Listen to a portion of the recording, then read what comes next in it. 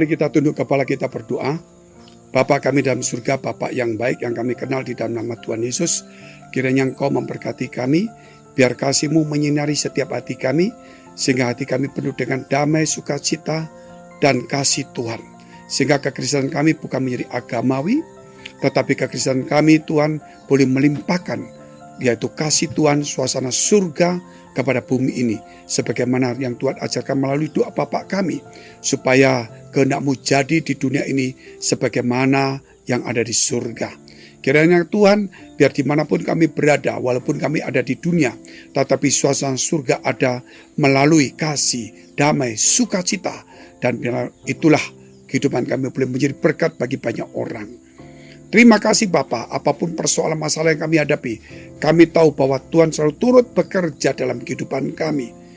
Terima kasih Bapa, di dalam nama Tuhan Yesus kami mengucap syukur dan berdoa. Haleluya. Amin.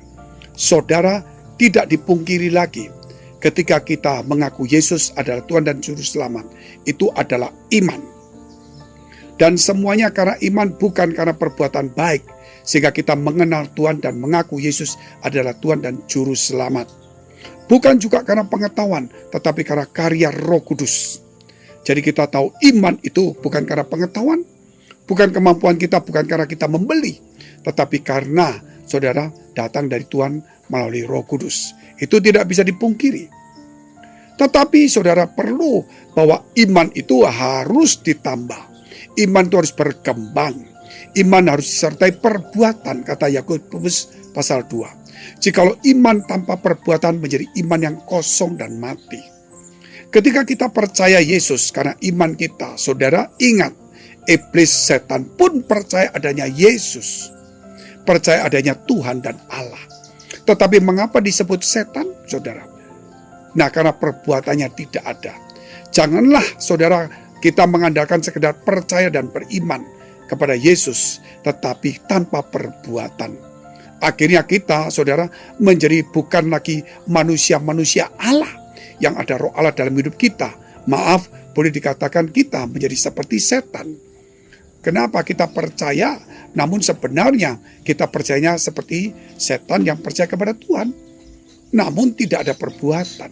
Oleh karena itu dikatakan Yakobus, tunjukkan imanmu tanpa perbuatan, tetapi akan menunjukkan imanku melalui perbuatan-perbuatan. Jadi iman tetap dasar. Tetapi saudara, iman itu akan dinyatakan, dilihat orang melalui perbuatan. Banyak orang cuma menyatakan imannya, percaya pada Yesus, ngomong di mana-mana iman, namun perbuatannya tidak ada. Sebab itu saudara, iman itu menjadi kosong dan mati. Banyak orang-orang di gereja dan para teolog, tidak semua, mengatakan kita diselamatkan karena iman, cukup beriman. Sekali selamat tetap selamat. Betul, karena iman itu datang dari Tuhan oleh Roh Kudus. Bukan dibeli, bukan kita dapat, bukan kemampuan, bukan pengetahuan. Tetapi ingat, kalau hanya kita bicara iman pemberian Allah, namun kita tidak lagi membicarakan bahwa untuk menyatakan iman itu melalui perbuatan, maka iman itu cuma slogan saja, satu kepercayaan agamawi, namun tidak ada kehidupan. Sehingga iman itu saudara boleh dikatakan mati. Sebab itu saudara, banyak orang ke gereja karena beriman, itu saya yakin, karena punya iman. Tetapi akhirnya di gereja imannya tidak bertumbuh. Sehingga satu, imannya menjadi Tuhan. Akhirnya dia berdoa dengan imannya, buat mujizat, berkat, kesembuhan. Akhirnya dia minta sesuatu kepada Tuhan melalui iman dia. Dia tidak perlu melalui imannya untuk mencari Tuhan, untuk mengasihi Tuhan. Semua yang dia lakukan melalui iman untuk dirinya sendiri, bukan kepada Tuhan. Dan mungkin mujizat terjadi, orang mati bangkit, dan semuanya terjadi, orang kagum semuanya. Pendetanya dihormati di mana-mana, tapi Tuhan tidak pernah kagum. Karena kenapa saudara? Karena itu biasa bagi Tuhan. Karena itu Tuhan yang kerjakan. Tetapi marilah saudara hari ini iman itu bekerja. Sehingga saudara menghasilkan perbuatan-perbuatan. Salah satunya mengasihi Tuhan. Sehingga akhirnya saudara, kita dari gereja itu bukan orang kagum kepada kita. tetapi Tuhan kagum kepada kita. Karena, saudara, kita mengasihi Tuhan. Sebab itu ke gereja jangan lagi mengasihi diri sendiri, tetapi belajar untuk mengasihi Tuhan.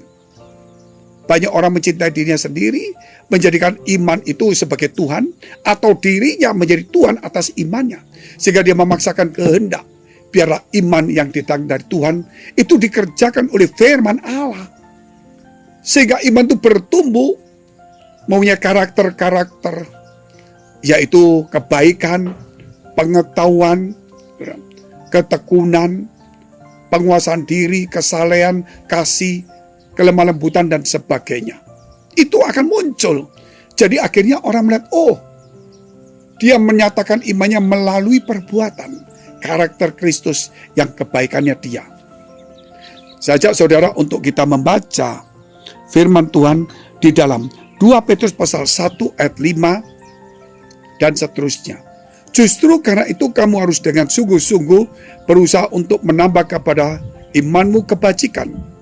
Dan kepada kebajikan pengetahuan. Kenapa harus kebajikan dulu? Karena kebajikan itu dasar untuk berbuat baik. Tapi kalau pengetahuan dulu dia pilih-pilih orang. Banyak orang berbuat baik, tapi pengetahuannya berjalan.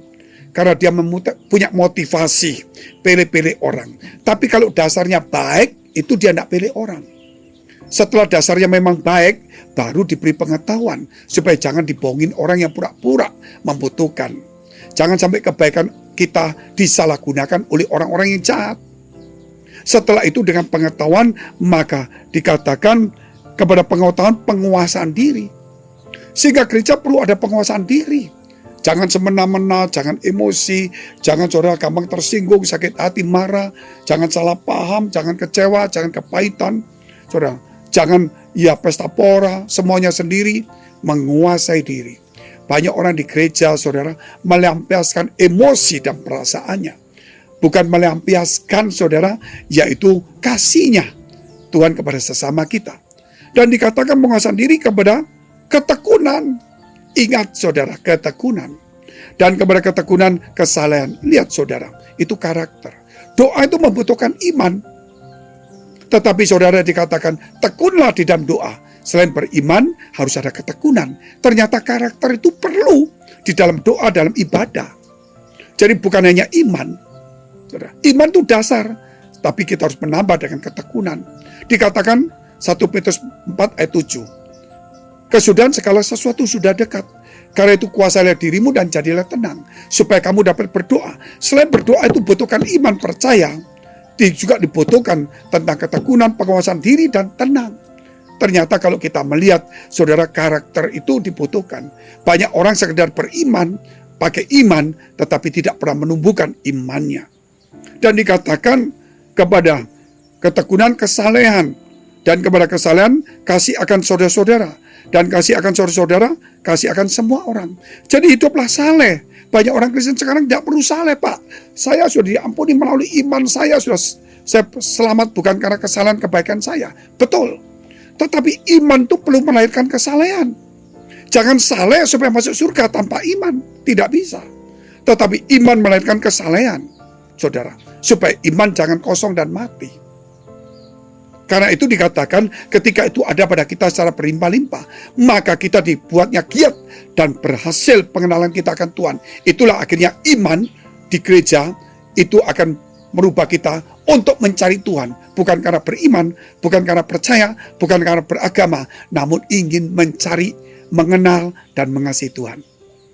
Mari kita tunduk kepala. Bagi saudara yang membutuhkan pertolongan dalam doa dan pekerjaan rumah tangga, kesehatan, karir, studi, maupun jodoh, maupun keuangan, dekapkan kedua tanganmu di dadamu.